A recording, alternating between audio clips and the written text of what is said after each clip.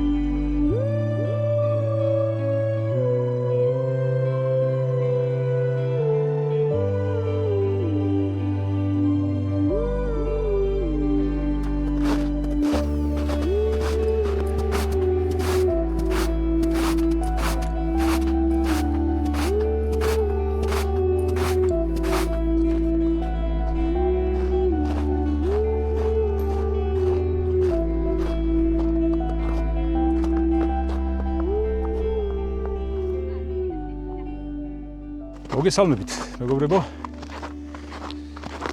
ვაგრძელებთ მოგზაურობას ჩვენს ქვეყანაში. წელს უკვე ესამე გასვლა ეს. ეხლა შევარჩიე ძალიან საინტერესო ადგილი. ზოგადად ვარჩევ ხოლმე ისეთ უცნობ ადგილებს და უცნობ ნასოფლარებს და ეკლესიებს გაცნობთ ხოლმე. ეხლა სწორედ მსგავსი ადგილი შევარჩიე. ეს არის ბირთვისის კანიონის ქვემოთ. ბირთვისის კანიონში ალბათ ბევრი ხართ ნაყოფი, თუმცა ეს ადგილი შედარებით ნაკლებად არის ცნობილი. დააკვირდით, იქით ოჩანს ბირთვისის კანიონი, აქეთ ეს მაღალი ორბეთის მთა და ეს ადგილი მოკლედ როგორც ინფორმაცია მოვიძი, არის ცნობილი საძელისის სახელით. აქ ძველი მონასტერი ყოფილა საძელისი და სწორედ ამ სახელწოდებით არის ცნობილი ეს ადგილი. ქვემოთ არის ფარცხისის ხევი. ამ ადგილას უერთდება სწორედ ფარცხისის ხევი და ის პატარა დინარე, რომელიც ჩამოდის უშუალოდ ბირთვისის კანიონში. გარშემო ძალიან ლამაზია. მაგალითად საინტერესო დღეგველოდება. ვიყურეთ ბოლომდე. კიდევ ერთ ნაეკლესიარს მივადექით, მეგობრებო. ისეთი ადგილები აქეთ. როგორც ჩანს, რამდენიმე სოფელი იქნებოდა სამწუხაროდ სოფლის სახელები დაკარგულია. ხო, ბოლოს რავალთ იქ არის საძელისის მონასტერი და ადგილსაც საძელის ეძახიან, ხოლო ამ ადგილის ძალიან საინტერესო ადგილია სხვათა შორის გარშემო ისეთი ქვებია ეტყობა, რომ მოზრდილი და მძლავრი სოფელი იქნებოდა აქ. ამ ადგილის სახელი არ ვიცით სამწუხაროდ ამ ეკლესიასაც არ ვიცით ვისი სახელობისა, თუმცა ეტყობა, რომ ძალიან ძველია. გარშემო ისეთი საინტერესო ქვებია.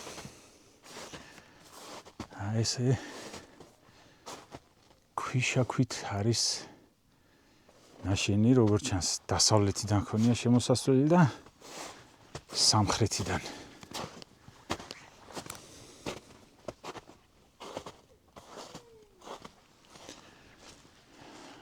ნახოთ, შემოვუარეთ ტაძარს. სამწუხაროდ ბევრია ეგეთი მაგალითი, როდესაც სოფლის სახელწოდებები მივიწყებულია და არ ვიცით თავად ნასოფლარებსაც კი რა ქვიათ. აქეთ ძალიან საინტერესო ქვადებს.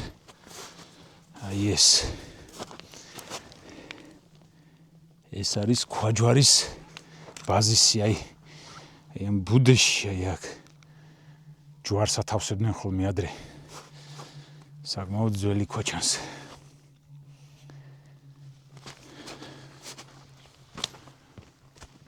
გარშემო კი ესეთი ქვებია.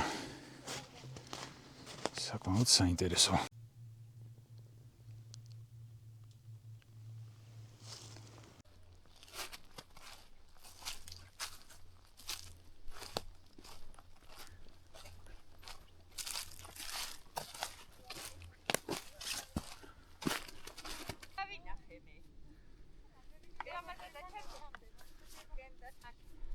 ეხლა ამოსული ვართ მეგობრებო ჩვენი დღევანდელი მარშრუტის ყველაზე მაღალ წერტილთან.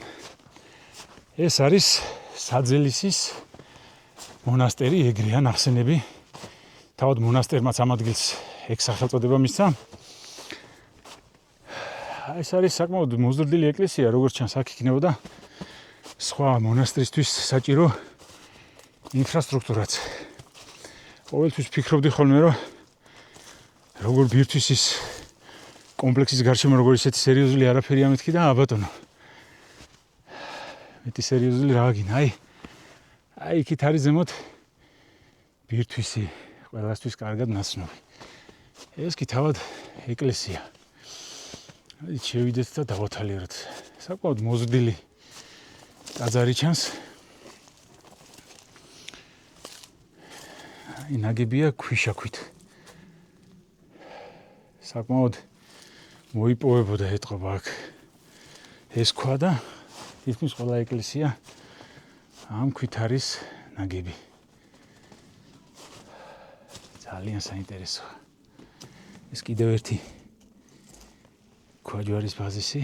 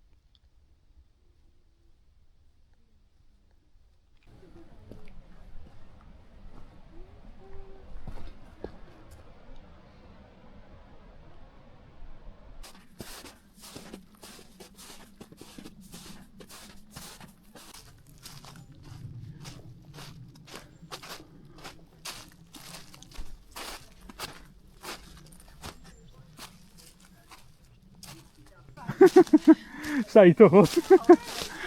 საით გადაუღიეთო.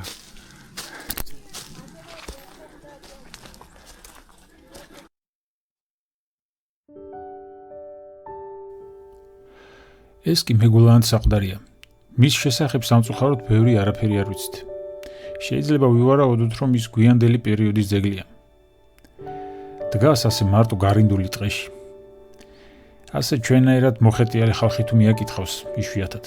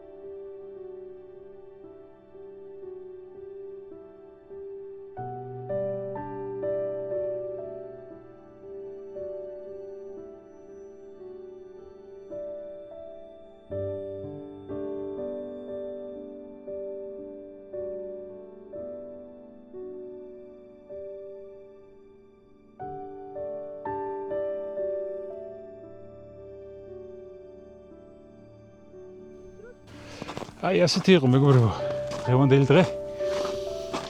მოვიარეთ ფარცხისის ხევი. საინტერესო იყო საკმაოდ. მომავალში ვეცდები ხოლმე რომ ესეთი უცნობი ადგილები, უცნობი ძეგლები, უпростоრედ ნაკლებად ცნობილი ძეგლები და ადგილები მოვინახულო ხოლმე და თქვენც გაგაცნოთ. და ბოლოს დაგემშვიდობებით აი აქვე ფარცხისის ციხეა. ფარცხისის ციხის ულამაზესი კადრებით. აბა მომავალში ხვდებით რამდენი ახალ ის კარგად.